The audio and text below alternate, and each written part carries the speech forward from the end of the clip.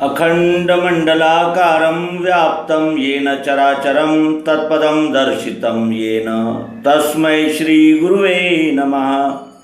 अज्ञानान्धस्य लोकस्य ज्ञानाञ्जनशलाकया चक्षुरुन्मीलितं येन तस्मै श्रीगुरुवे नमः।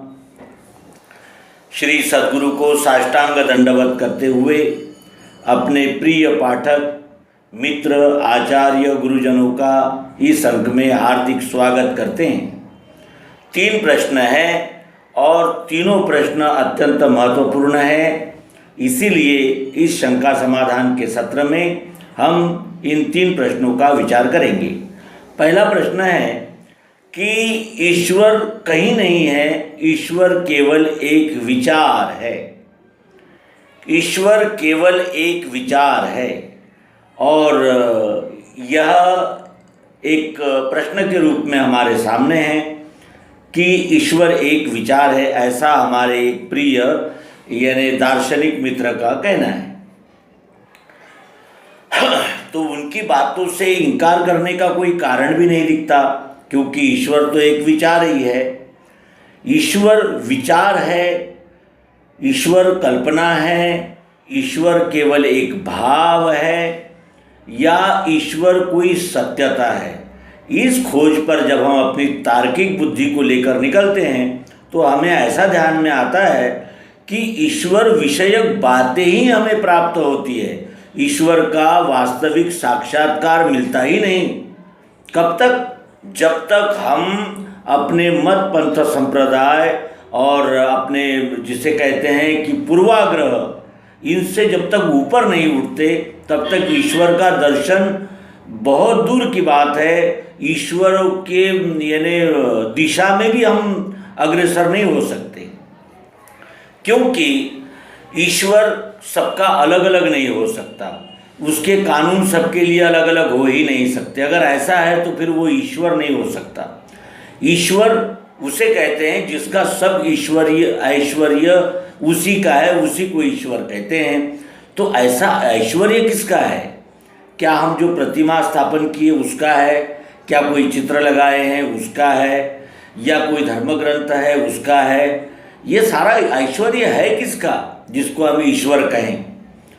ईश्वर का अगर हमने यानी जिसे कहते हैं कि तटस्थ बुद्धि से विचार किया तो ईश्वर उसे कहना चाहिए जिसके कानून सबको मानना ही पड़ता है, और अगर कोई मानने से इनकार करे तो वो इनकार भी उसका झूठा साबित हो और अकाट्य ऐसे नियमों में बंधा हुआ ही ईश्वर हो सकता है जो अपने नियम कभी बदलता नहीं।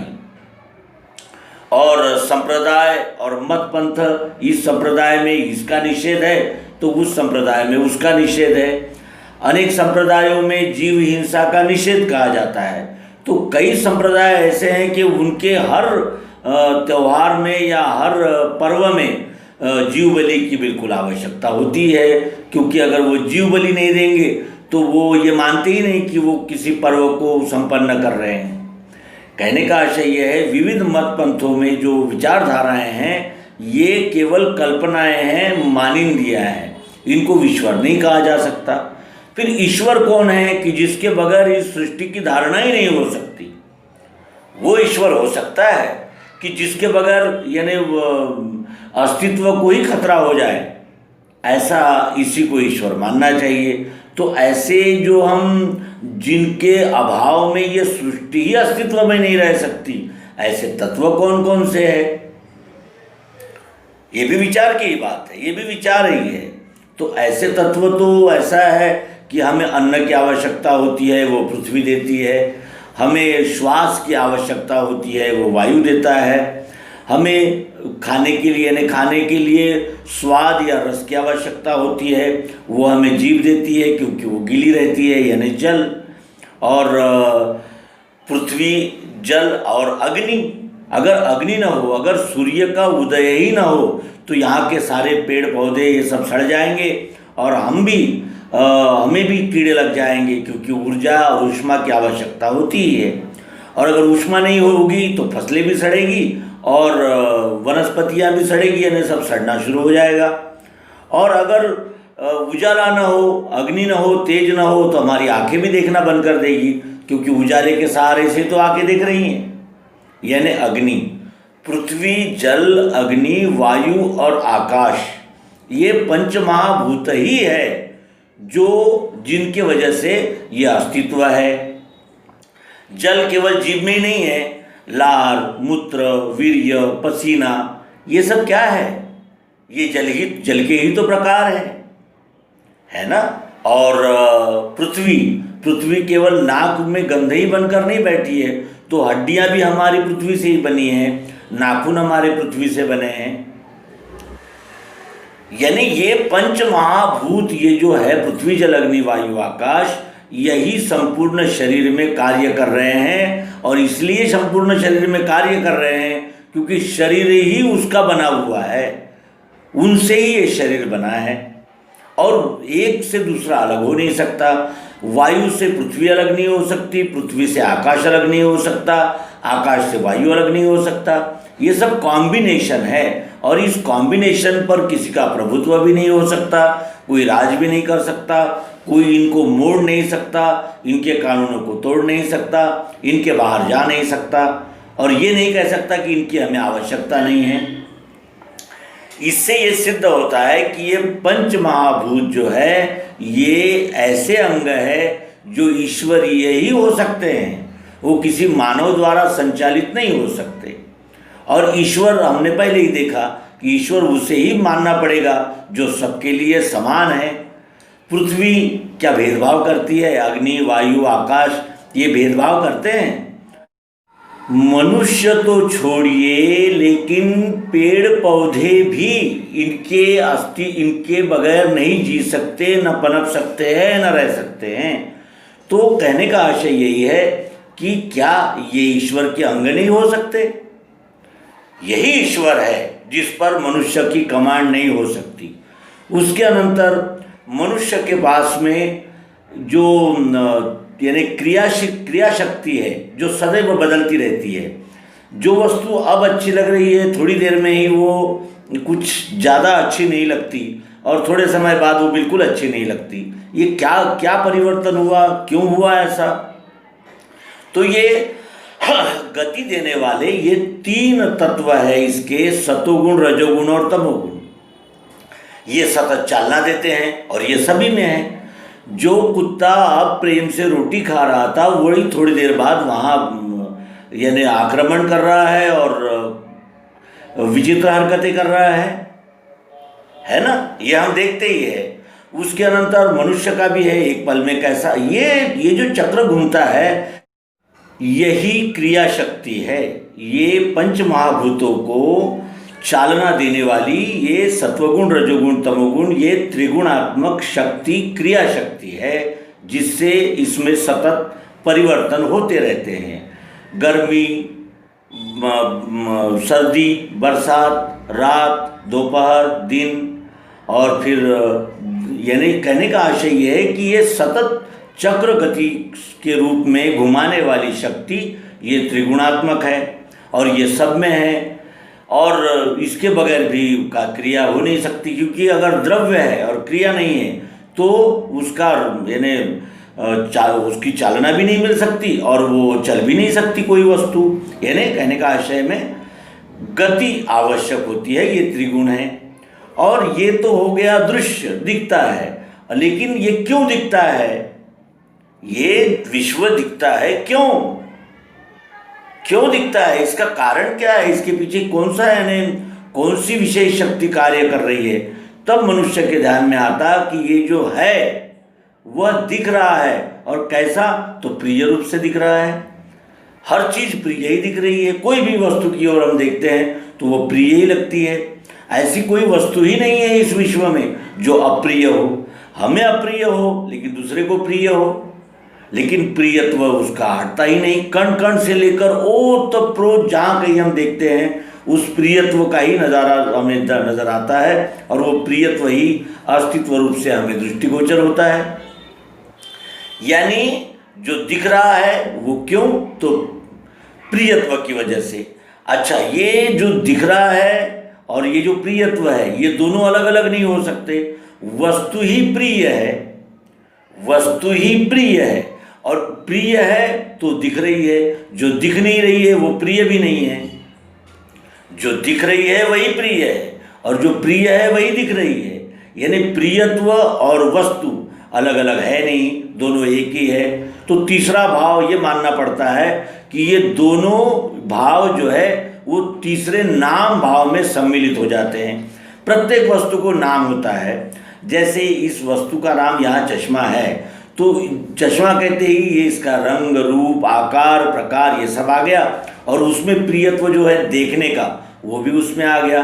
चश्मा कहना ही पड़ेगा। चश्मा कहते ही ये दोनों भाव, निराकार प्रियत्व भाव और साकार जो दृश्य भाव है, वो ये दोनों का सम्मिलन हो जाता है, और यही संपूर्ण इस विश्व का स्वरूप है। और ये सबके लिए है, सार्वभौम है, सार्वकालिक है, सर्वत्र है, अखंड है, नित्य है और अविनाशी है, अप्रमेय है, और सबके शरीर इसी से ही बने हुए हैं। इसीलिए इसे ईश्वर कहना पड़ता है, क्योंकि सारा ऐश्वर्य इसी का ही है, और इसलिए इसे ईश्वर कहते हैं। तो ईश्वर ये विचार अगर करते हैं तो अनेक पंथों, मतों और संप्रदायों ने तो अनेक विचार रखे हैं, लेकिन वो संपूर्ण नहीं जान पड़ते। एक के विचार दूसरा मान्य नहीं करता, दूसरे के विचार तीसरा मान्य नहीं करता। लेकिन ये पंच महाभूतों से बने हुए शब्द, स्पर्श, रूप, रस, गंध, तीन गुणों से बने हुए कफ, वात, पित्त, और यानी दिखने वाले प्रत्येक कण कण में ओत, प्रोत, प्रियत्व, चाह, जरूरत, अस्तित्व, इनसे कोई इनकार नहीं कर सकता। चाहे वो किसी भी पंथ का, मत का, संप्रदाय का, यानी मजहब का, और अनेक प्रकार के अनेक विचारधाराएं, इनको इनका मानने वाला क्यों ना हो, लेकिन वो इससे इनकार कर नहीं सकता। इसीलिए इसे ईश्वर माना जाता है। तो ईश्वर एक विचार है, तो केवल विचार ही है। ये पृथ्वी, जल, अग्नि, वायु, आकाश, क्या ये केवल विचार है? क्या ये भावनाएं हैं? क्या इनका कोई अस्तित्व नहीं है? क्या इनका यानी अनुभव नहीं है हमें? क्या ये कल्पना जनित बातें हैं? नहीं, ये ठोस है, दिखते हैं और प्रत्यक्ष अनुभव में आते हैं, इसलिए इसको मानना पड़ता है। तो विचार जो होते हैं वो बदलते रहते हैं। आज इस विचार का व्यक्ति कल उस विचार का हो सकता है। भावनाएं बदल सकती है। आज इस भावना का उद्रेक हुआ है तो कल ये भावना लुप्त होकर दूसरी भावना का उद्रेक हो सकता है। लेकिन जो सत्य है उसका वो न बदल सकता है, न मिट सकता है, न कोई अमान्य कर सकता है। इसीलिए इसे ईश्वर मानना पड़ता है। तो ईश्वर केवल विचार ही नहीं है, ईश्वर सत्य है, लेकिन हमें अपने मत, पंथ, संप्रदायों से उठकर उसे देखना होगा, तब वो दिखेगा, अन्यथा नहीं दिखेगा। और ग्रंथों में लिखी हुई, किसी ने कही हुई, हमने मानी हुई कुलाचार, जाति और अनेक प्रकार के जो यानी मत मतांतर है, इनको ही अगर हम इनमें बताए गए ईश्वर को ही ईश्वर मानते रहेंगे तो वो ईश्वर भी नहीं है। और हमारा यानी जिसे कहते हैं कि सत्य हाथ न लगने से न हमारा समाधान हो सकता है, न हम निसंशय हो सकते हैं। तो हमने यथामति पहले प्रश्न कि ईश्वर केवल एक विचार है का उत्तर अपनी अल्पमति से दिया है। आशा है आपका समाधान होगा। आप कृपया कमेंट बॉक्स में अवश्य नमूद करें। दूसरा प्रश्न है कि वो कहते हैं कि इस दूसरे अध्याय का 29वां श्लोक स्पष्ट करें। तो वो प्रथमतः अपन उस श्लोक को देखेंगे। आश्चर्यवत् पश्यति कश्चिदेनमाश्चर्य द्वदति तथैव चान्यः आश्चर्यवच्चैनमन्यः शृणोति श्रुत्वाप्येनं वेद न चैव कश्चित्। इसका हिंदी अनुवाद है, आश्चर्य से एक इसे लखे हैं, आश्चर्य से एक इसे कहे हैं, आश्चर्य से एक इसे सुने हैं, सुन के भी है बोध नहीं किसी को। इसके पूर्व में जो श्लोक आए हैं थोड़ा उसको और देखेंगे तो ये श्लोक का मर्म हमारे ध्यान में आ सकता है। श्लोक इसके पूर्व में क्या है कि पैदा होवे तिसे मृत्यु, जन्म है जो मरे उसे, यही सिद्धांत है स्थाई, इससे शोक व्यर्थ है। मूल में भूत है गुप्त, मध्य में दृश्य है हुए, अंत में फिर अव्यक्त, इनका शोक है वृथा। और ये सत्यता देखने के बाद पैदा होवे तिसे मृत्यु, जो भी निर्माण होता है उसका विलय, उसका रूपांतरण अवश्य होता ही है, और जिसका रूपांतरण विलय होता है उसका पुनश्च आवागमन होता ही है, ये दोबारा वो आता है। और यही सिद्धांत है स्थाई, ये सिद्धांत स्थाई है। एक और तो किसी का यानी शवदाह में जा रहा है कोई, तो एक ओर से यानी प्रसूति होकर एक नया जीव आगमन हो रहा है, ये सतत जारी है। और ये सिद्धांत स्थाई है, ये सिद्धांत स्थाई है। ये देखते हैं हम, और फिर देखते हैं कि मूल में भूत है गुप्त। हम यहाँ उपस्थित होने से पहले क्या थे? गुप्त ही तो थे। माता के गर्भ में आने से पहले हम कहाँ थे? गुप्त थे। और मध्य में दृश्य है हुए, मध्य में देखने लगे, और अंत में क्या होगा? मूल में भूत है गुप्त, मध्य में दृश्य है हुए, अंत में फिर अव्यक्त, अंत में फिर अव्यक्त हो जाते हैं। और इस प्रकार का अनुभव हमें जब सतत आता है और जब हम इन घटनाओं की ओर देखते हैं, तब आश्चर्य से एक इसे लगे हैं, आश्चर्य से इसे देखते हैं कि कैसी बात, यानी कैसा अनोखा चमत्कार है ये। एक बीज पृथ्वी में डालने से वो अनेक बीजों को साथ लेकर वो पौधा आता है, और फिर उसमें उस फल में भी फिर बीज उत्पन्न होते हैं, यानी ये श्रृंखला टूटती ही नहीं। इसलिए इस लीला को आश्चर्य से एक इसे लखे हैं का मतलब इनका लक्षार्थ ध्यान में लेते हैं और जान जाते हैं कि यही वो ईश्वर है जिसकी शक्ति से ये सारा यानी जो जगत है ये कार्यरत हुआ है, ये सब उसी ईश्वर से बना है, ये ध्यान में आने लगता है। और वो आश्चर्य से इसे लगता है। आश्चर्य से एक इसे कहे हैं, आश्चर्य से इसे कुछ लोग कहते हैं, और आश्चर्य से एक इसे सुने हैं। आश्चर्य से कोई इसे सुनता है कि ये कितना बड़ा चमत्कार है, सुनता है, और सुन के भी बोध नहीं किसी को, और कुछ लोगों को सुन के भी और देखकर भी कोई बोध नहीं है, उनको बड़ा आश्चर्य लगता ही नहीं इसमें, ये तो इसको कुछ मानते ही नहीं। तो ये तीन गुणों की लीला है। आश्चर्य से लगते हैं वो जिन्हें बोध हुआ है, जो ये जान चुके हैं कि ये स्वयंभू चक्र जो है विश्व, यही परमात्मा है, और ये स्वयंभू है, संपूर्ण है और स्वयं संचालित है, और इसके कानून अटल है, अकाट्य है और सबके लिए है। ये जो जानते हैं वो आश्चर्य से इसे लगते हैं। और जो केवल यानी रजोगुणी होते हैं वो क्या कहते हैं? वो केवल इसे कहते हैं का आशय कि ईश्वर ऐसा होगा, ईश्वर ऐसा होगा, ईश्वर के राज्य में ऐसा होता है, फिर वहाँ स्वर्ग होता है, फिर वहाँ ईश्वर की कचहरी लगती है, फिर वहाँ न्याय होता, फिर ऐसा होता, फिर वैसा। इस प्रकार से वो कहते हैं। और तीसरे जो है वो आश्चर्य से एक इसे सुने, आश्चर्य से इसे सुनते हैं।